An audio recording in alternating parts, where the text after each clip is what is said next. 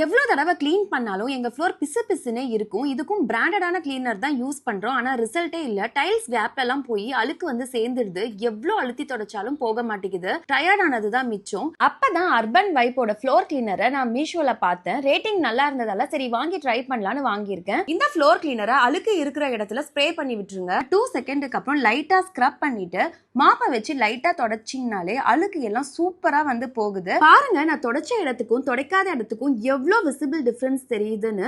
ஒரு லேயரே பாலிஷ் பண்ண மாதிரி ஆயிடுச்சு. ரைட் சைட்ல பாருங்க பிளாக்கா இருக்குது டைல்ஸ்.